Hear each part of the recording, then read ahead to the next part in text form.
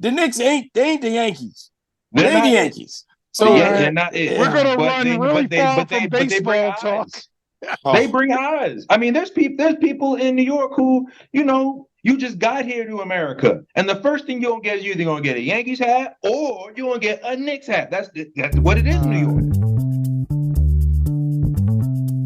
Greetings and salutations and welcome to the iCoaches Podcast. I am your host, Dr. Keith Adams, and with us today for this Wind Up Wednesday edition, our favorite administrator in Nostradamus, Robert Abney. Robert, how are you, sir?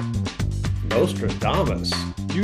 What? You called segment 2 before the season started, but fans, we'll get to that in a moment. How are you, sir? I'm well, man. How are we doing? We're doing great. Captain for life, Will Cotton. Will, what's going on as we talk NBA playoffs? Oh, I'm loving it so far. Even the Orlando game and series is starting to pick up a little bit, so I'm loving it right now. All right. And academic and athletic advisor for the CK Save Project. And we're going to sing Diana Ross, I'm Coming Out, when we talk about it. And Edwards, George Ockard. How are you, sir? Appreciating the fact that we can talk about the NBA and don't have to talk about the Lakers being in the playoffs. Okay. Well, we'll get to that in segment 2. But in segment 1, fans, we're going to talk about round 2 of the NBA playoffs. Segment 2, we're going to talk about who's not in the playoffs. And segment 3, WNBA is here. It's hot. It's heavy already. And can we get a charter flight? But that's another story. But first, Celtics Magic.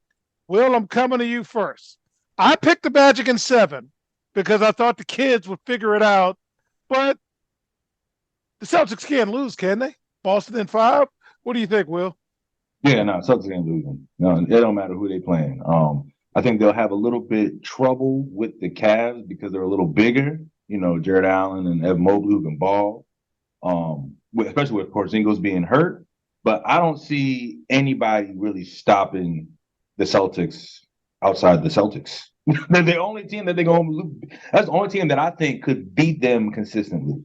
Nobody else wearing a different jersey they could beat. So, yeah, I give maybe 5, gentlemen sweep. Okay. George, Celtics, what are you thinking, man?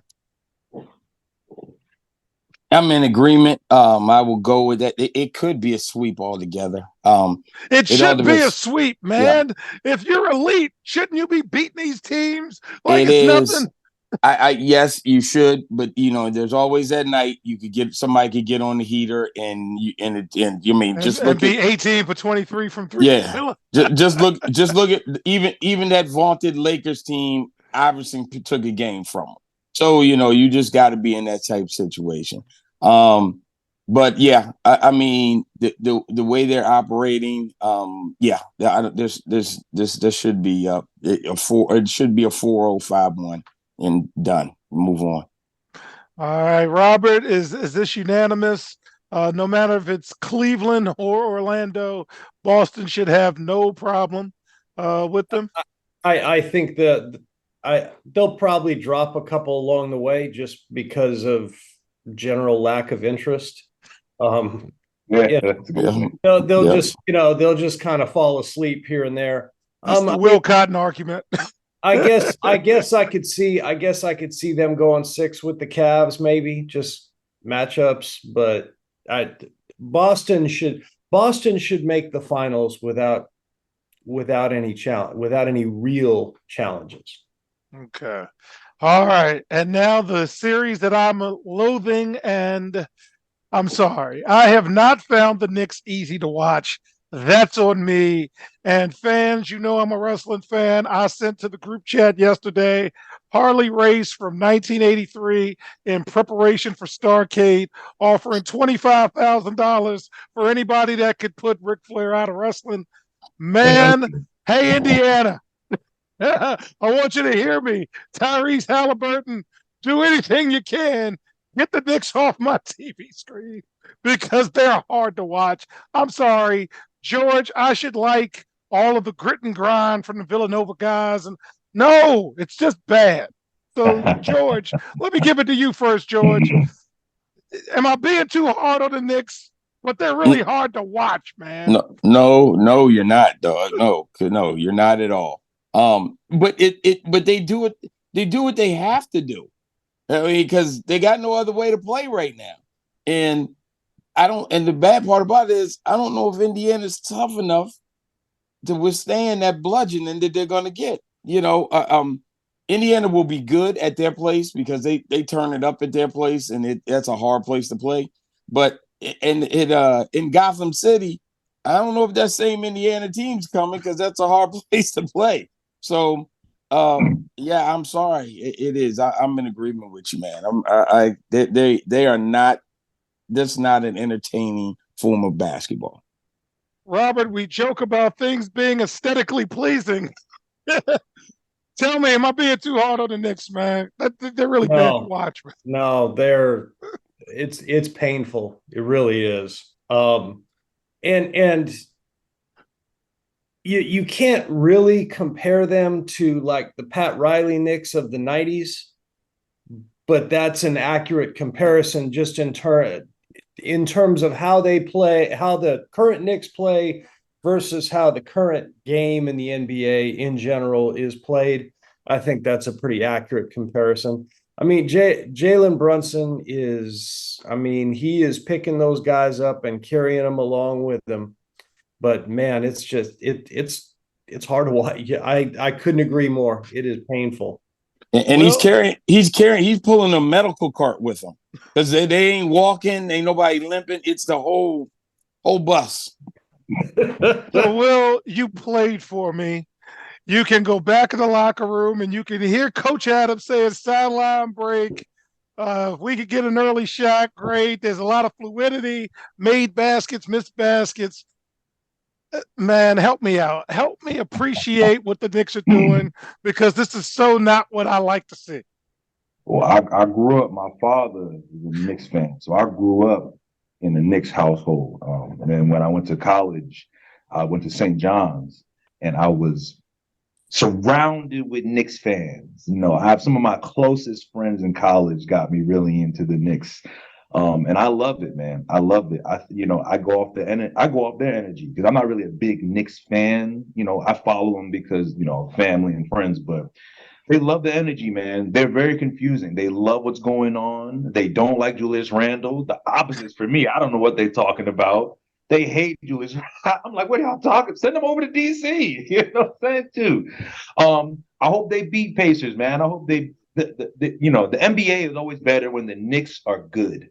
And they'll make a lot more money if Knicks win. No people's going to watch the Pacers they're not even playing like a 2 seed. A 2 seed is supposed to be flexing. I'm not disagreeing. It's not great basketball. It's not even attractive to watch. But money-wise, the NBA would much rather have the Celtics versus the Knicks in the Eastern Conference Finals, and that's what they want. Way over the Pacers. They're like, man, all right, whatever, Pacers, like, congratulations. But money-wise, eyeballs, they want the Knicks as far as they can go. And that's what they got. That's what everybody's watching. I mean, they might even have a great series, but everybody is watching Knicks versus Sixers. Whether it's time zone or whatever it is, the teams that are so the teams are always in the playoffs. They're well known. I guess I don't disagree with that. I mean, that's the matchup they want, but so Harley didn't win in Starcade 83. It's not sexy in any way. And nobody took the money, and Flair won. So they want the matchup because they want to see what stars are going to come out and watch the game because it sure ain't the basketball. Yeah. The Knicks ain't the Yankees. They ain't the Yankees. So they're not it. We're going to run really far from baseball talk. They bring eyes. I mean, there's people in New York who, you just got here to America, and the first thing you're gonna get is you're either gonna get a Yankees hat or you're gonna get a Knicks hat. That's what it is in New York. I think we're going to run to the Western Conference where they're playing basketball. The Thunder versus the Mavericks. This should be fun. You are seeing boys become men right before our eyes. The Mavericks look better than I thought. They played defense the first series. However, OKC in 6 because young legs run free. Robert, you are in Texas. Are they feeling the Mavericks, or do they think OKC is going to take this because it's the Red River rivalry in pro basketball? well, don't get carried away now, because that's a that's Sacred an ground. OU Texas thing. Don't Yeah, say sacred anything. ground. Sacred Don't ground. say. Um, I think people are feeling the Mavericks. They did play a little bit of defense in that first round series. This series is going to be a little different. I do think, I mean, Chet Holmgren is going to have a hard time on the Mavericks post guy. I mean, he's a big, strong dude. Chet Holmgren is blocking a lot of shots, but he gets muscled. He does. I don't see how the Mavericks guard the Thunder. I just don't. Even though they did play better defense in the first round, Luka still doesn't guard anybody. And I do not and will never trust Kyrie Irving. I just don't trust him. And I don't think anybody else should. I think the Thunder will win the series. I think it'll go 6, but I got the Thunder. All right, George, Thunder Mavs. What are you thinking? I got it going 7. Kyrie is on a whole another mindset right now. I know, Robert, I understand. I hear you. But he seems to have interest in in what's going on with this team this team right here. I mean, he played deep. He was strapping James Harden up for the past 2 games, and you never see that. And young legs run free, George. I understand that, and he still is the Wizard of Oz because he can make. Oh my God, he is so freaking talented with that basketball. He can do things other people cannot. So I'm gonna say Kyrie stays plugged in and interested. Somewhere around game 6 or something, he's gonna be like, let's go to Cancun. And that's gonna be and it'll end in 7 games. But I think those first 4 games are gonna be good. They're gonna be worth watching. All right, Will, we're gonna jump to the Nuggets and the T-Wolves. So, Will, the Nuggets are banged up. But Anthony Edwards is playing at a different level, and fans, the Olympics will be must-watch TV. And remember when he was supposed to be a backup? um, I got T-Wolves in 6. As much as I love Denver, young legs run free, and they got bigs to guard their big. Will, what are you thinking?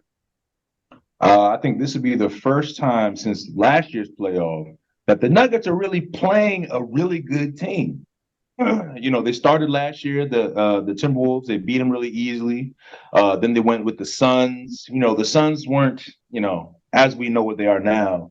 And then they went to a hot Miami team, and obviously they weren't in the same class. And again, they went to the Lakers again, another bad team. But now they're playing one of the best teams in the league. The best number 1 defensive team in the league. You have a guy, Ant Edwards, is playing better than anybody they have seen in the playoffs so far. You know what I'm saying? And that's including LeBron James, AD, Jimmy Butler, all those guys. Currently, he is playing better than they've ever seen him. The Nuggets had nothing for him. They played as hard as they could. They tried to use the atmosphere, the altitude, and I've never seen a man shuck off the altitude. I saw him sucking wind in the first half, and I was like, oh, man, that might be something for Ant. And then the dude was just, the second half, he's just like, what oxygen? I don't need that. I'm a man. I'm a robot. The dude is amazing. I think he's going to push them to the next series, because I don't think the Nuggets are better than the Wolves, straight up. I think they're a little younger. They have a guy, Rudy Gobert, who doesn't have to score. I just have to guard the big man, and he's bigger than AD, a little tougher. And he's actually plays defense. That's his specialty. So it'll be a lot more different for Nuggets because 1, they're playing somebody they really tough. 2, they're a little banged up. 3, they have the dude who's probably the best player right now on this earth. And I think they're gonna take them off to the next series. I think the Nuggets had a nice short run, but it's out of All here. right. George, you've been watching Ant all year. You've been talking about Ant all year, both on the show and in the group chat.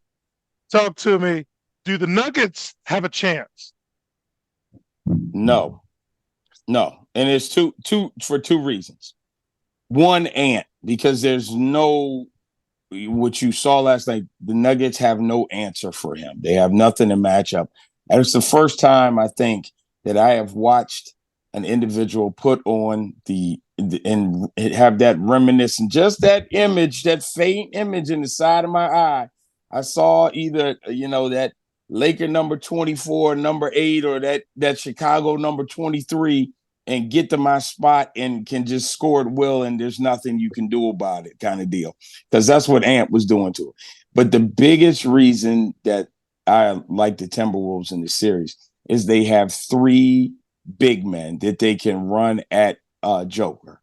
And you saw it last night. Joker can pound away, but they keep rotating. So there's he gets no break. There's no time for him. I don't know, because if Denver has to pull him off the floor at some point in time, Denver's in trouble. So the matchup is bad for Denver. That is really what's killing them right now. Yeah, you got a couple of people a little banged up. Murray is and stuff, but I mean, when Ant one-on-one with Murray, you saw Ant just Murray up and picked him the beginning of the game. So that big man rotation on Joker is going to be the telltale right there. So no, I don't think. I Chris don't Finch think too, the coach. Yeah, I don't think Denver. I don't think Minnesota. I don't think Minnesota. I think Minnesota wins that series. Actually, after what I saw last night, Minnesota is going to the championship. Because I don't think even OKC can hang with them. But go ahead, Robert. All right, Robert. You've said throughout this year that if Denver has to play Minnesota, they're gonna have some problems. Tell me, what are you thinking, man? Is Minnesota good enough to win the series, though, because Denver is the defending champ? Oh yeah. I mean, just it's and George already both these guys already talked about it. It's a bad matchup. They can run bodies at Jokic. They can run bodies at him, and they don't have to stop him. I mean, he's going to get 24 and 20, but they're going to beat the snot out of him. They're going to get in his way. They're going to tip passes. They're going to block shots. I mean, he's going to have to work. And the other thing, and again, these guys both touched on it, is that the Nuggets have nobody to do anything with Anthony Edwards. I mean, what are they going to do? The best they can hope right now is keep running bodies at him and hope he cools off. That's the best they can do. And praying, change looks, change guys guarding him, run a double team at him here and there and see if he makes good decisions. But the Nuggets are in trouble. They really are in trouble. I thought that they would win last night's game. I thought that Minnesota would get a split. I thought they would win last night's game. The Nuggets have to win game 2. They have to win game 2. And Robert, they ran like 4-5 different defenders at him last night, and he cooked every one of them. Nobody did nothing. When he gets to his spot off of that off the left side right there by the hash and can hit you with the pump fake and then with the fadeaway, it's over. I mean, there's no stopping that, man. It was No, you're absolutely right. What else are they going to do? There's nothing. That's what they have to do. I know. To try running people at him. Yeah. They're gonna have to do. That's it. That's what you got. Who's for? You got food poison. That's what they're gonna have to. Stop that. How long is Taylor stuff in? That's it. They go for 50. Who not saying? I know. That's the wrong gene. That's They among better, DNA. hey, they better send the wrong working girl up to his room or something, boy. Okay, Because good Lawrence Lord, Taylor. they better do something, Okay, boy. Lawrence. God, Lee. So when we get Woo. back, we're going to talk about all the teams that's supposed to be here, just so we can say we did the segment. We'll be right back on the Odd Coaches podcast. The reviews are in for Dr. Keith Adams' book, Finding the Balance, My Personal Journey to Academic and Athletic Success. College professor and student athlete academic expert Dr. Lisa Rubin said, "There is nothing out there like this book, so I do hope people will pay attention and give it a read." Former George Mason standout Fowler Campbell said, "Consider this book an opportunity to work directly with Dr. Adams just like I did. I assure you that there will be something you can take away that will be useful to you throughout your personal journey." Ryan Waite, a recent college graduate who is a software engineer, said, "I like how the book is based on research, which makes it good for general students as well as student athletes." The book serves as both a memoir to Dr. Adams' 30-year academic and athletic career, as well as an instructional guide to assist student athletes, parents, coaches, teachers, and administrators navigate through the challenges of finding a better balance between academic and athletic success. The book includes over 15 personal stories and anecdotes from Dr. Adams, along with numerous former players and colleagues from a variety of sports and endeavors. You can order your copy at www.ckasaveproject.org. From the main page, simply click CKA Save Project Services and order the Find the Balance book. For more information, contact Dr. Keith Adams by email at cka@ckasaveproject.org. Welcome back to the Odd Coaches podcast in segment 2. We want to unpack the season. So Robert sent something to me earlier on that talked about all of the teams that were supposed to be in the postseason and just didn't make it. So we're just going to take 3 of them. We're not going to talk about all of them, but we're going to take the 3 that garnered the most attention this week. And George, we're going to start with the Lakers. And I know you're excited about that. So the Lakers fired their coach. LeBron James is 40 or not. He's flirting with it. And AD actually played most of the season, and they still couldn't get out of the first round, and they were play-in team. Give me your thoughts on the Lakers so we can just say we did it. Whose fault is it this week? That's all I want to know, because you and I got into a long conversation about this, and this is what irks me so bad. Why, when LeBron James falls short, there's always an excuse. I mean, why? And then somebody's got to take the blame for it. So now you're telling me Darvin Ham was the problem? I mean, he willed that team across the line to where they even got a chance to be in the playoffs. You can't keep blaming that man in the mirror has got to come in sometime. Something's got, I don't even know how, and I'm at my words are all mixed up right now for as upset as I am that I have to even discuss them. And part 2, the whole fact that why we got to blame somebody else for something. You fell short again. Another team was better than you. It was always you and this cavalcade of bums that you had with you outside of the walking stick man, which was Anthony Davis. By the way, I used to think it was Chris Paul, but Anthony Davis took that title from him. So, I mean, what else is he going to do? It's like he does this crap to stay in the media. He is the NBA's version of the Kardashians. That's what I give to him. So, Robert, week after week, we go through the NBA top 10, and week after week, the Lakers are in the 7 through 12 slot. And week after week, you said they're not very good. So what are your thoughts as they end another season without a title? Darvin Ham went from conference championship to fired in 1 year. What are you thinking, sir? I am not the slightest bit surprised. It's the only surprise was that they actually fired their coach. Is LeBron a free agent? Yes, I believe he is. Okay. So I mean, that'll be that whole parade will be interesting, I guess, in the off season. Wherever he signs, he makes them a favorite. But in the end, in the end, the West was always going to go through Denver. Minnesota and Oklahoma City proved themselves throughout the season, but it was always going to go through Denver. And any other conversation, needed to start. Any conversation needed to start there, and not with the Lakers, because as we saw, they're just not very good. All right. So, Will, I'm going to give you the Clippers. They had Playoff P. By the way, who gave him that nickname? They had Kawhi Leonard, and he is hurt. And again, injuries are injuries. And James Harden, Clippers are done. They're out in the first round. They spent a lot of money. Their coach might leave too. Will, tell me what you're thinking about the Los Angeles Clippers moving into a new arena with all of this going on. I saw a very funny quote by Charles Barkley.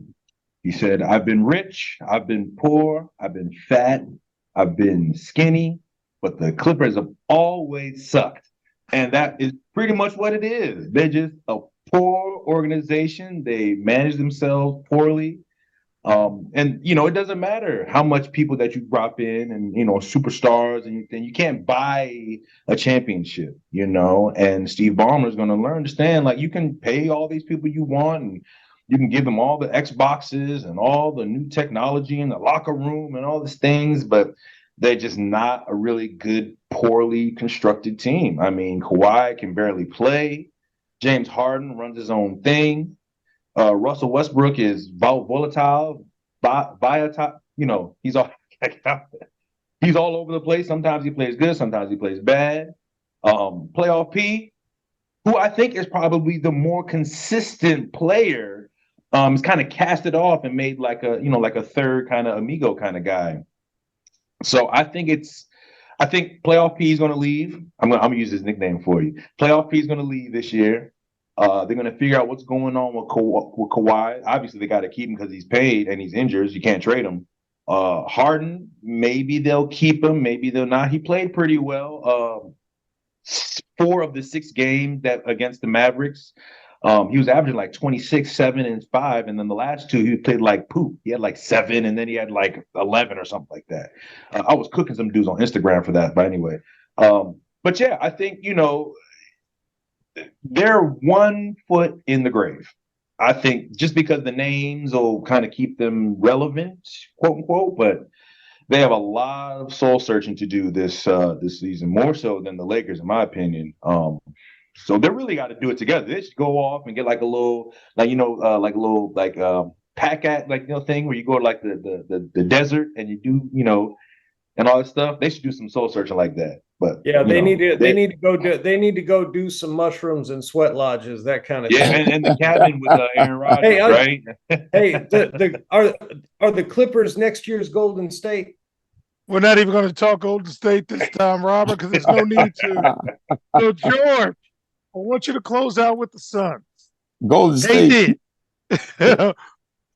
Devin Booker and the legendary Bradley Beal were supposed to be the greatest thing ever, and guide the Suns to the promised land. They've got no cap room. They've got nothing. And gosh, man, KD's 35 now. What do you think about the Suns, George? Well, let me remind you before I get on that, you can't win a championship with James Harden. But anyway, back to the Suns now. This is the franchise at the lowest point. They have no wiggle room. They bet on 3 superstars carrying you and didn't fill out the rest of the roster. You can't win. You can't win when you don't play defense and you have no bench. Those things don't happen. So it was proven. And now, right now, they have locked themselves into a just death spin because they got KD signed, they got Booker signed, and they got picked up that with Beal with that no trade clause, and they have no room to do anything else. It's almost like just blow the damn thing up and just start from scratch. I mean, because that's their only option right now, because they have no chance to do anything else. And the good thing about it is if they do that, then then KD and Beal and Booker will want to leave, and maybe they'll get maybe KD will get one more shot. Maybe he'll go back to Golden State and they'll go at it one more time. Who knows? But something they need they need Moses to come in there and make a huge movement the Red Sea to help them get back on track. Because if not, I mean, you're looking at 10 years of mediocrity right now for that franchise. All right. So, fans, when we get back in segment 3, we are seeing the real life Caitlin Clark effect. And how is it traveling in the airport with no charters? We'll be right back on the Odd Coaches podcast. Why should student athletes use the CKA SAVE Project academic and athletic consulting services? Over the past 15 to 20 years, colleges, universities, professional sports teams, business organizations, and others have increased their use of consulting services to improve their decision-making processes and results. Over the same time, the athletic and academic landscape has changed for high school and college student athletes as the NCAA has raised initial academic eligibility requirements for student athletes while decreasing the number of transfer restrictions. Former college student athletes have noted that they were academic and athletically unprepared for the rigors of college. Let the CKA SAVE Project's close to 30 years of academic and athletic experience help guide student athletes to increase success as we work to help student athletes achieve the goal of obtaining a college degree. For more information, contact Dr. Keith Adams by email at cka@cksaveproject.org.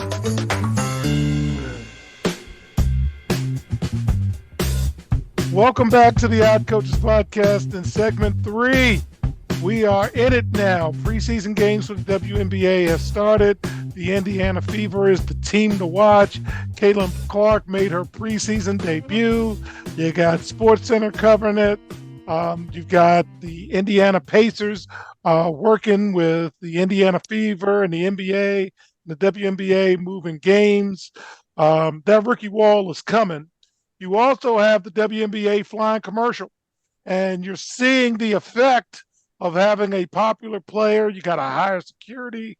You got to do all of these things. And fellas, I didn't forget last year with Phoenix Mercury center Brittany Griner going all over the place after her imprisonment in Russia.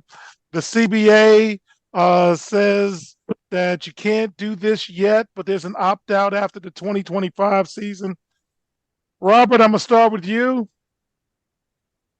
Tell me your thoughts as the WNBA heads into its most pivotal season.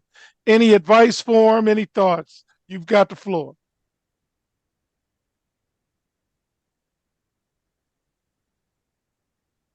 About the charter, I don't understand how that is going to be feasible to continue those teams flying commercial, going through security, doing all of those things in the long term. Because I can't imagine airports are going to give them special consideration because they've got to get all their stuff through security and stuff like that. And yeah, they'll all have the clear and that kind of stuff so they can get through the line quicker. But how much security are you going to pay? How much security are you willing to have these teams travel with versus just saying, you know what? I know this is part of the CBA, but maybe we should revisit this a little bit earlier. In the interest of the safety of not only the safety of our players, but the professionalism of the league, which there isn't a whole lot to be said for, truthfully, because you had the Sky and I think it was the Lynx, this preseason game where you had Angel Reese and the girl from South Carolina that her name is Camila Cardozo. Yeah, Camila Cardozo. And their first preseason game, and it's unavailable online, like nowhere to be found. Some guy at the game streamed the whole thing from his phone and had people watching his stream on his phone. It's like,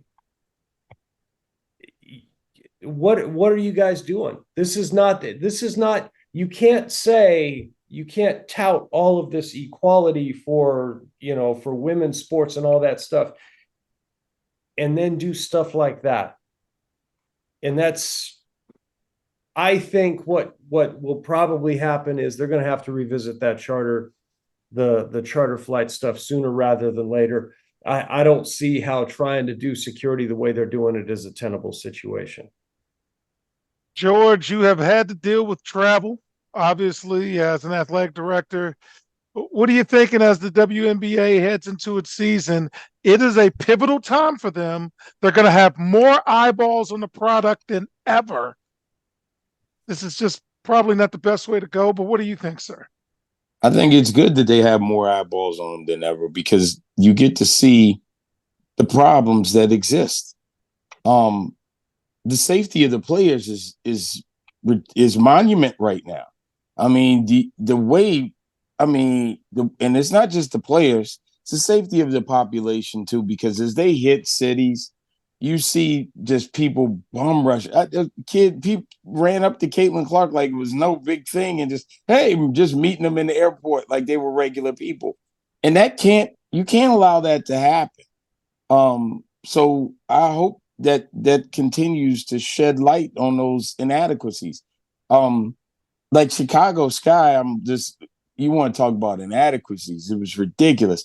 Indiana had Caitlin Clark had her come out. The mayor came out. They gave the keys to the city. They had a whole big press conference at a facility, and the press was there. For Bayou Barbies in Chicago, they did it in a high school gym. You had a better signing day than that. Yeah, with right. I mean, at least we had cake for Shaq. Will. Yeah, I mean, it was ridiculous. They see, and these are the kinds of things that they need so they can make it make it equitable between franchises and put staples in place that these things have to happen. Like we got to put them on charter flights. We got to have these things at the facility so we can put the girl. Then that once you start doing those kinds of things for women's basketball, it becomes the norm. Then we can start it. You look up and take these things serious. So now, because that spotlight's there, they got all this attention. All these inadequacies are going to come out, and it looks bad. I mean, it looks real bad. I mean, Reese had almost a triple double last night last night or whenever it was when they had their first preseason game, and you couldn't even watch it. I mean, come on, Doug. I mean, if the NBA really wanted to do something, this is the time to do it. And remember, we said earlier, and I kept saying, let's see if the WNBA fumbles this package, this momentum that's coming with them, because they've been fumbling it to start off. I mean, it would have been smart to put a WNBA package on NBA TV. It would have been easy for them to do, and they would be making money off of it right now. So if you don't market the ladies correctly, you're going to get bullcrap, and this is what we got right now, bullcrap. All right, Will, close us out. You are our regular fan. What are you thinking as we enter this WNBA season?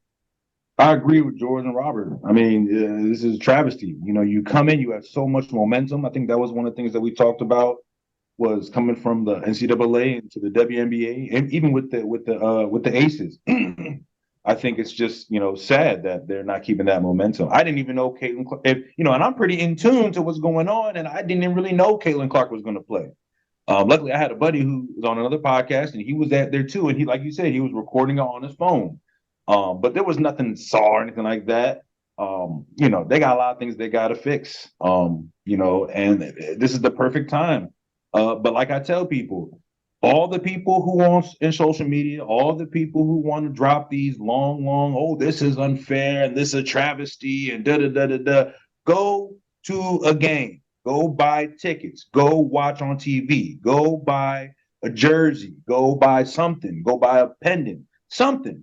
They're not gonna give money away. And it sounds bad. But it's the people who complain. These lying liberals. This is unfair. Go to a game. and go to a game. Don't just go to Caitlin Clark. Go see Angel Reese. Go see Cordoza. Go see all these other players. Learn their name. I think it'll come. It'll continue to go because, like George says, because the product is good. It's good basketball, and it's just going to get louder and louder and louder. And these women are not going to take it. They're not. They do it now. They're like, we're not. And I can expose. Like, for example, I didn't even know that they used to sit in the airports and they'd be on the Instagram. They're like, man, we stuck at the airport. We don't have a flight right now. Da, da, da. I'm like, that's disgusting. That's ridiculous. That's never been a thing for male sports. Stuck at an airport. I've never seen it. So things got to change, man. And But Will, Caitlin Clark traveled better at Iowa than she does as a professional. I'm telling you. But Will, it isn't that they need. But see, this is where I have to put it on, not the people to go buy a jersey. This is on the NBA and WNBA. Make them available, because if you make if you make it available, you don't have you got no quips about the whole situation. Because like you look at that, most of, if not all of the WNBA preseason games weren't even available to watch on any streaming service, no TV, no nothing. And they have an app. And they have an app that they show their own game. It's crazy. And it's not like they didn't know this was coming. Right. Yeah. It's not like they didn't know that Caitlin Clark was coming out this year. It's not like they didn't know Angel Reese was coming out this year. It's not like they didn't know. And like I said, we'll see if they fumble this momentum, and they're already fumbling. If they don't get out the way, they're going to miss the window, and the window is right now to make them a relevant sport, and they're going to miss the window if it's not handled correctly. So, All right. So to close, embrace change should be the theme with both the NBA and the WNBA. The NBA has to embrace the fact that it is OKC's time, it is Minnesota's time, and it is Denver's time. And no matter what moves they make, the Lakers, the Suns, the Clippers, Golden State, there's 7 through 12 teams now until the next cycle. WNBA has to embrace the fact that you've got games being moved to, quote, main arenas because you have a generational talent. So embrace the change, and let's make these things work for everybody involved. So on behalf of our Cavalcade of Stars, I'm Dr. Keith Adams saying thank you for listening and or watching the iCoaches podcast. We'll see you on the sidelines. Till next time, take care. The iCoaches podcast is sponsored by the CKA Save Project. The CKA Save Project is an industry leader in providing student-athlete academic and athletic support. From assessing student-athletes' academic and athletic skills, to measuring and monitoring student-athlete academic progress, to improving student-athlete time management and organizational skills, the CKA Save Project provides wraparound services for student-athletes from middle school through college. For more information, visit us on the web at www.ckasaveproject.org or schedule a free consultation with Dr. Keith Adams by emailing cka@ckasaveproject.org.